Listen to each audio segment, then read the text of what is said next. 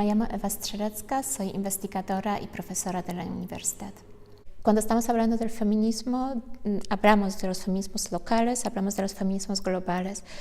No me gusta mucho y quiero romper con los antagonismos, quiero romper con las oposiciones binarias, porque pienso que cuando estamos hablando de los movimientos feministas, por ejemplo, en el mundo occidental, estamos viendo desde el Oriente, digamos, ¿no? Desde una construcción del Oriente, hay muchos estereotipos respecto al feminismo occidental. O sea, se lo ve también como unos movimientos homogéneos, cuando realmente hablamos de diferentes olas del feminismo y hablamos de una diversidad de los movimientos y de las tendencias dentro de lo que podemos hablar, dentro de lo que es la lucha por los derechos de las mujeres y por la igualdad de género.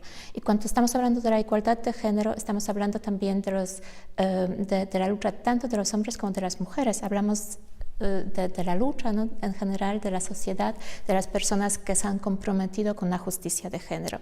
Y entonces cuando estamos hablando de los feminismos occidentales, homogenizándolos, eso sirve para a los grupos de extrema derecha, los fundamentalismos islámicos en los países árabes, por ejemplo, los países islámicos, para desacreditar o deslegitimar las luchas feministas en sus propias regiones. ¿Por qué?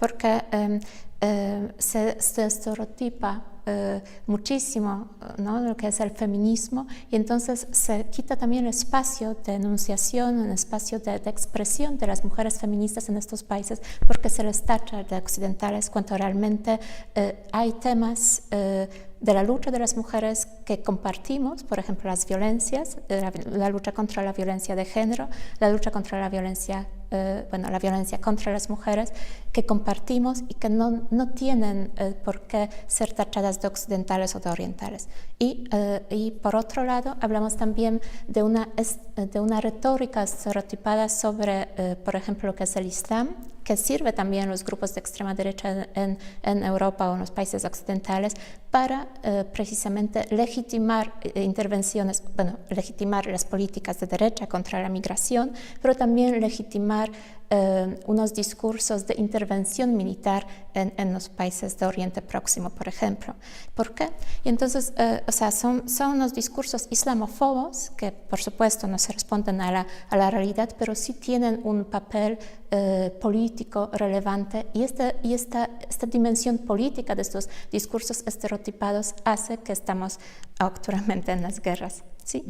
La imagen de la mujer musulmana, sobre todo, ha servido también, ¿no? Esta imagen estereotipada, la representación estereotipada, ha servido a los grupos de extrema derecha en Europa o de derecha en general para justificar también las intervenciones en Irak, en Afganistán, ahora mismo en Yemen. ¿Por qué? Porque estamos repitiendo de nuevo una retórica que legitima una misión civilizadora del Occidente, o sea, un neocolonialismo básicamente.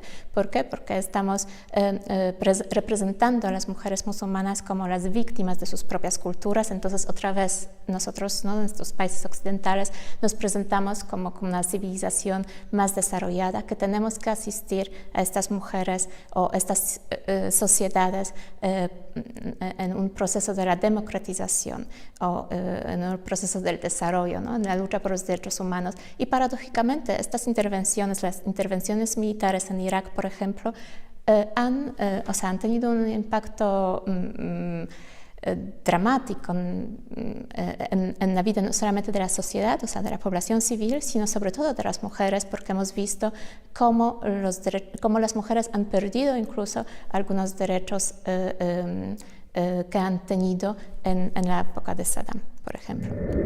La segunda idea la que quería transmitir es que también reconocer la diversidad de las mujeres dentro de los movimientos feministas y reconocer, por ejemplo, que los feminismos postcoloniales forman parte de nuestra historia de los feminismos, de las luchas por los derechos de las mujeres y la igualdad de género en Europa, hoy en los Estados Unidos o en los países, digamos, del norte. y que también, o sea, tenemos que romper con unos estereotipos que tenemos, o sea, de una falta de reconocimiento realmente del papel del migrante, de las migraciones, porque estamos viendo que hay muchas personas que vienen de fuera y luego se quedan en Occidente. Y bueno, es que hablamos de la primera, de la segunda generación, digamos, ¿no? de diferentes, o las personas que viven en diáspora, pero también, o sea, incorporándoles, ¿no? en este discurso y rompiendo también con esta retórica ¿no? de las generaciones, ¿no? de la primera, de la segunda generación, cuando realmente ya hablamos de una ciudadanía multicultural, de la diversidad cultural. Y la tercera idea también me pareció importante visibilizar el papel de los hombres en los movimientos feministas, porque muchas veces se olvida. Por ejemplo, cuando estamos estudiando los movimientos feministas en los países árabes, se pone de ejemplo a Qasim Amin como el padre del feminismo árabe, ¿sí? Del siglo XIX. En el siglo XIX, en Europa, pues también tuvimos hombres que han jugado un papel importante para apoyar a las mujeres en la lucha, digamos, por sus derechos, ¿no? por la emancipación de la mujer. Por ejemplo, aquí menciono solamente a John Stuart Mill, que es su esposa, su compañera de vida, su amiga, que ha tenido una enorme influencia en su obra, Harriet Taylor. O sea, John Stuart Mill fue el que propuso en Inglaterra la demanda, o sea, sí, demandó el voto femenino en el Parlamento inglés. Entonces, a partir de entonces también, o sea, que este rechazo que existió en aquel momento hacia el sufragio femenino en Europa, en Inglaterra, bueno, ¿no? fue como un desencadenante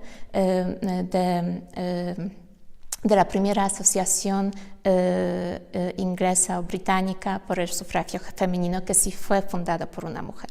Entonces también es muy importante ver estas influencias, estas interacciones que había entre hombres y mujeres y reconocer también el papel de los hombres en el movimiento. Es verdad que es un papel minoritario, que la lucha por los derechos de las mujeres ha sido liderada por las mujeres, pero también es importante reconocer el papel de los hombres como aliados y sobre todo reconocer también el papel de los hombres actualmente en la construcción de las nuevas masculinidades y verlo como un trabajo conjunto por la igualdad y la justicia de género, porque es que realmente necesitamos, no solamente de los hombres y las mujeres y los hombres, sino también otros grupos, los transgenders y los transgéneros, o sea, ¿no? incorporándoles en estos discursos y estas nuevas retóricas, en estas nuevas sociedades, en la nueva cultura que estamos construyendo todos y todas.